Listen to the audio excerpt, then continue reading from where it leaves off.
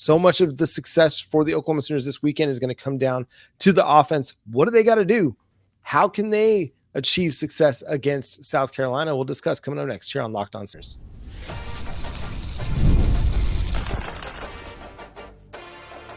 You are Locked On Sooners, your daily podcast on the Oklahoma Sooners. Part of the Locked On Podcast Network, your team every day.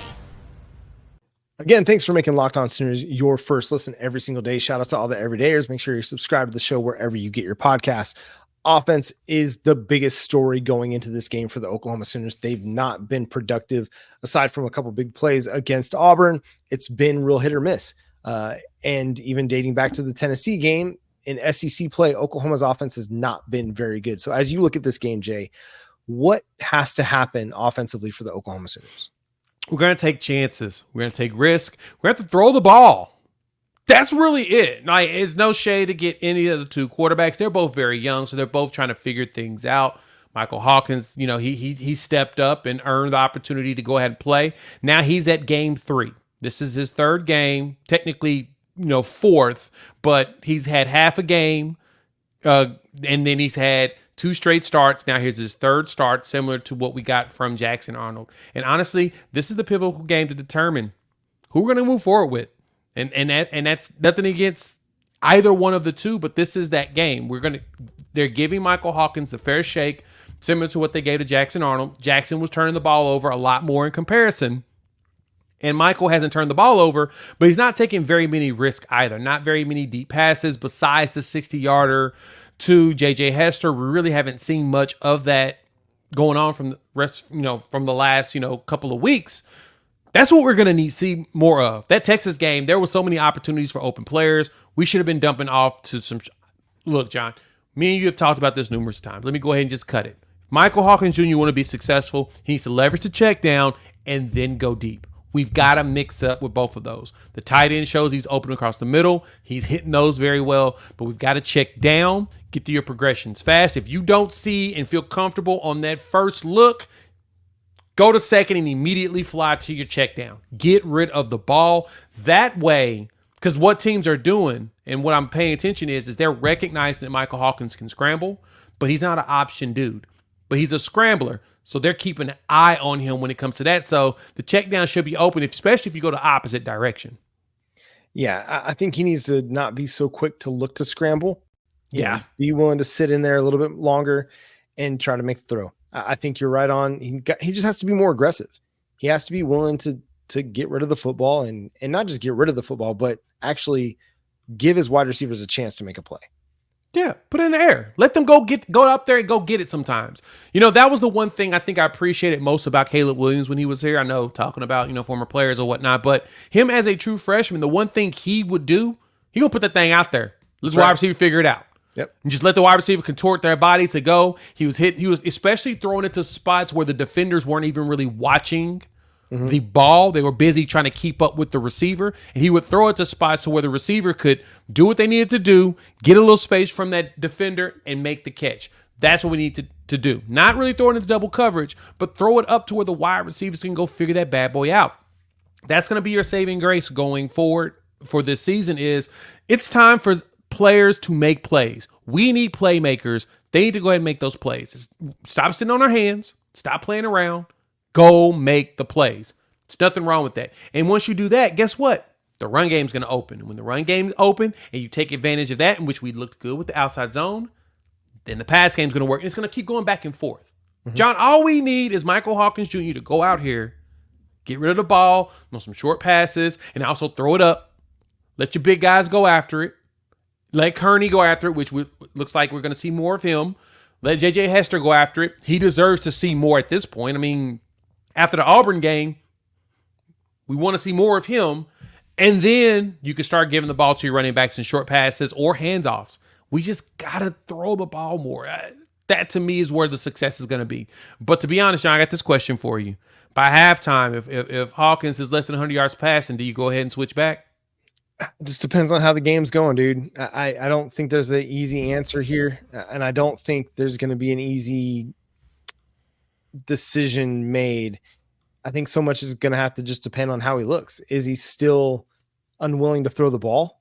when a guy is running open, or when a guy's running to a spot and he may not be quote unquote open, but there's enough room to make a throw, then, it'll just, we'll have to see. I mean, is he bailing when his first read's not there and trying to find room to run? Is he doing the true freshman things? That's going to be the biggest question. It wouldn't surprise me, if things aren't going well and, it's a 6-3 game and Oklahoma's down and trailing, and it wouldn't surprise me to see them try Jackson Arnold again. He's hit the reset button. He's had a few weeks to sit and just collect himself. So it wouldn't surprise me to see them go back, because right now you don't have a definitive answer either way on either guy. Yeah. Now, neither guy has shown you. Yeah. Right. And it's still really early in both dudes' careers. So what we've seen this year isn't definitive of who they are as quarterbacks and as players. There's still a lot of growth and development that can happen. But if you're just looking in the right now, which college football is a what have you done for me lately business. If you're just looking for the right now, and you're Brent Venables and you're Seth Luttrell and Joe John Finley and the offensive staff, and you're trying to figure out what's going to give you a spark.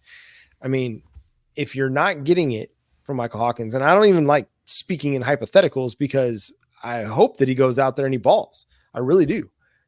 I'm not into these back and forth quarterback situations. I don't think it's an enjoyable experience for anybody involved.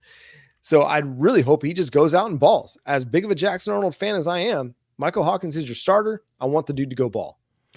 I'm in the exact same boat. And since he's the one that got the green light forward, I need him to go out there and just show it to us. Yeah. I mean, that run against Auburn was awesome. We don't need to be looking for those. Look at get your passing rhythm going. Then as the game progresses and you've got a good rhythm going, once you get close to 200 yards, start scrambling around, because then they're going to start. Then the defense is going to have to keep you honest. You're keeping them honest to where they don't know what direction to go, right? They don't know if you're going to go with the pass, you're going to scramble it around, but don't make it as obvious. And that's usually what you get out of young players. It's just the unfortunate thing of someone without a bunch of experience that kind of show their hands in a way that they probably shouldn't. So for him in this game, and honestly, I'm not even leaning heavy on the run game right now. If we pass the ball enough, the run game is going to continue to open, because those outside zones did run. I just hope we don't go into this option. Just scrap the triple option, scrap the RPO, get rid of both of those. No need for the quarterback to make a whole bunch of decisions at this point. Do what really good offensive coordinators do, and with Seth Luttrell, if you want to show us that you are a good offensive coordinator, make this easier for your quarterback. Simplify it. I've had a couple of friends that have watched through some of the tape, and in comparison to other teams, is like, it just seems like we make it harder for them right now. And in some situations, they're like, but at the same time, when it is easy for them, the quarterback's got to make a decision and execute on it. So it's a combination of both. Just do something. That's all I ask. And I, for one, please lean on the run game more. I get it. You've got a talented, true freshman quarterback that you want to give him all the opportunities to go make a play.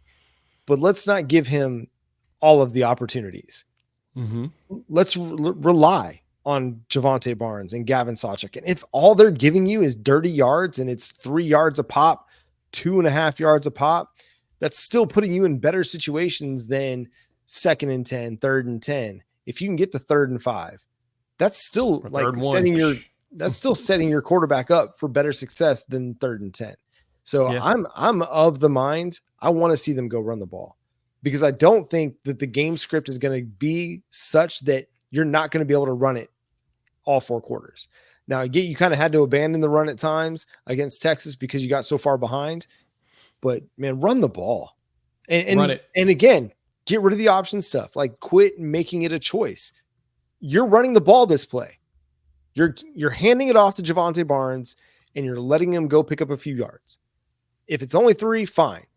We don't have to hit a home run every single play. I mean, it'd be nice to hit a home run, but just get efficient and get ahead of the chains and move the football. We're going to talk keys to the game coming up next, because, hey, this is a big, big game for the Oklahoma Sooners. We don't like to talk about must wins and talking those kind of absolutes, but this one kind of feels like it's a must win.